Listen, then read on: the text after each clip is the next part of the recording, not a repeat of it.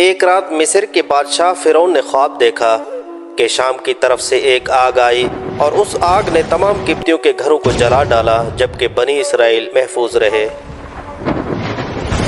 دہشت کے عالم بیدار ہونے کے بعد فرعون نے تمام کاہنوں اور نجومیوں کو جمع کر کے اپنا خواب بیان کیا۔ نجومیوں نے بتایا کہ بنی اسرائیل میں ایک بچہ پیدا ہوگا جو فرعون کی بادشاہت کو ختم کرے گا۔ وہ بچہ کون تھا؟ اس ویڈیو میں فرعون کے خواب اور اس پراسرار بچے کے متعلق جانیں گے۔ فرعون خدائی کا دعوے دار بڑا ظالم و جابر تھا۔ اس نے بنی اسرائیل کو اپنا غلام بنا رکھا تھا، حالانکہ وہ حضرت یوسف علیہ السلام کے زمانے سے وہاں رہائش پذیر تھے۔ حضرت یوسف علیہ السلام نے اپنے والد حضرت یعقوب علیہ السلام اور اپنے بھائیوں کے لیے ایک ٹکڑا زمین اس وقت کے فرعون بادشاہ ریان بن ولید سے حاصل کیا تھا۔ حضرت یعقوب علیہ السلام کی یہی نسل بنی اسرائیل کہلائی جو مصر میں خوب پھلی پھولی۔ یہ لوگ حضرت یعقوب علیہ السلام کے دین کے پیروکار تھے، چنانچہ اس وقت اللہ کے نزدیک یہ سب سے بہتر جماعت تھی۔ انہوں نے فرعون کو سجدہ کرنے اور اسے اپنا رب ماننے سے انکار کر دیا تھا۔ اسی وجہ سے بادشاہ اور اس کے حواری ان پر ظلم و ستم کے پہاڑ ڈھاتے اور ان سے گھٹیا کام کرواتے۔ فرعون نے جب اپنا خواب کاہنوں اور نجومیوں کو بتایا، جس پر انہوں نے جواب دیا کہ بنی اسرائیل میں ایک بچہ پیدا ہوگا اور اس کے ہاتھوں اہل مصر کی ہلاکت ہوگی۔ بنی اسرائیل کے ہاں بھی شروع سے ہی یہ بات مشہور تھی کہ انہی میں ایک بچہ پیدا ہوگا جو بڑا ہو کر فرعون کا تختہ الٹے گا اور بنی اسرائیل کے پاس مصر کی باغ ڈور آئے گی۔ یہ خبر فرعون مصر کو بھی اس کے درباریوں نے پہنچا دی تھی، لہٰذا اس خواب کے بعد وہ مزید فکر مند ہو گیا اور اس نے حکم جاری کر دیا کہ بنی اسرائیل میں پیدا ہونے والے تمام لڑکے قتل کر دیے جائیں۔ اس حکم کے بعد فرعون کے حواریوں اور اس کے سپاہ نے ہر ممکن اقدام اٹھا لیا کہ کوئی نومولود لڑکا زندہ نہ بچ پائے، لیکن اللہ کے فیصلے اٹل ہوتے ہیں۔ دیکھتے ہی دیکھتے بنی اسرائیل کے ہزاروں نومولود بچے ذبح کر دیے گئے۔ پھر ایک وقت وہ آیا کہ جب قبطی سرداروں نے فرعون سے کہا کہ اگر بنی اسرائیل کے لڑکوں کا اسی طرح قتل عام ہوتا رہا تو ہمیں آئندہ خدمتگار ملنا مشکل ہو جائیں گے، اور پھر ہمارے یہ کم تر، گھٹیا اور غلیظ کام کون کرے گا؟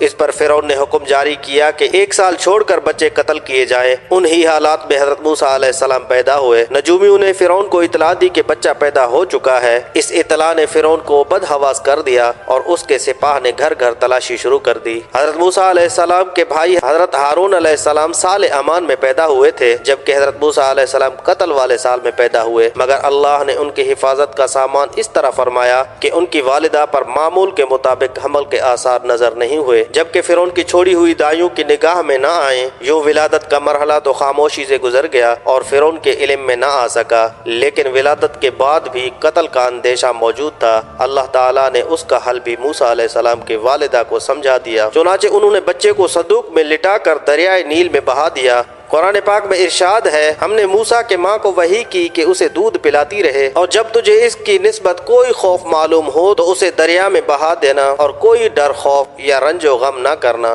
ہم یقیناً اسے تیرے طرف لوٹانے والے ہیں اور اسے اپنے پیغمبروں میں سے بنانے والے ہیں۔ حضرت موسیٰ علیہ السلام کی والدہ نے 3 دن آپ کو دودھ پلایا اور چوتھے دن لکڑی کی صندوق میں رکھ کر دریا میں ڈال دیا۔ وہ صندوق دریا میں بہتا ہوا فرعون کے محل کے پاس پہنچ گیا۔ جب لبے دریا تھا، فرعون کے نوکروں نے صندوق اٹھایا اور فرعون کی بیوی آسیہ کے خدمت میں پیش کر دیا۔ آسیہ بے اولاد تھی، تو انہوں نے جب صندوق میں ایک حسین و جمیل چاند جیسے بچے کو لیٹے دیکھا تو فریفتہ ہو گئی اور بے اختیار بچے کو گود میں اٹھایا اور جلدی سے فرعون کے پاس لے گئی اور بولی، یہ میری اور تمہاری دونوں کی آنکھوں کی ٹھنڈک ہے، اسے قتل نہ کرنا، شاید یہ ہمیں فائدہ پہنچائے یا اسے ہم اپنا بیٹا بنا لیں۔ اہلیہ کی شدید خواہش کے پیش نظر فرعون نے نہ چاہتے ہوئے پرورش کی اجازت دے دی۔ ادھر حضرت موسیٰ علیہ السلام کی والدہ نے انہیں دریا کے سپرد کر دیا تھا، لیکن وہ بے قرار تھیں، چنانچہ انہوں نے حضرت موسیٰ علیہ السلام کی بہن مریم بنت عمران کو بھائی کی خبر گیری کے لیے بھیجا۔ مریم صندوق کو دیکھتے ہوئے دریا کے کنارے چلتی ہوئی فرعون کے محل تک پہنچ گئی، جہاں فرعون کی بیوی دیگر عورتوں کے ساتھ بڑی دیر سے معصوم بچے کو دودھ پلانے کی کوششوں میں مصروف تھیں، لیکن کوئی دایا انہیں دودھ پلانے اور چپ کرانے میں کامیاب نہیں ہو رہی تھی۔ جو جو وقت گزرتا جا رہا تھا، بھوکے بچے کی بے تابی دیکھ کر آسیہ کی بھی بے چینی بڑھتی جا رہی تھی۔ حضرت موسیٰ علیہ السلام السلام کی بہن مریم دروازے پر کھڑی یہ سب منظر دیکھ رہی تھی۔ بالآخر بول پڑی، کیا میں تمہیں ایسا گھرانہ نہ بتاؤں کہ جو تمہارے لیے اس بچے کو پالے اور اس کی خیر خواہی سے پرورش کریں؟ فرعون کی بیوی کی خواہش پر مریم جلدی سے جا کر اپنے والدہ کو محل میں لے آئیں اور حضرت موسیٰ علیہ السلام نے فوری طور پر اپنی والدہ کی چھاتی سے لگ کر دودھ پی لیا۔ یوں اللہ نے آپ کی والدہ سے کیا ہوا وعدہ پورا کر دکھایا۔ ارشاد باری تعالیٰ ہے، تو ہم نے ان کو ان کی ماں کے پاس پہنچا دیا تاکہ اس کی آنکھیں ٹھنڈی ہوں اور وہ غم نہ کھائیں، اور جان لیں کہ اللہ کا وعدہ سچا ہے، لیکن اکثر لوگ نہیں جانتے۔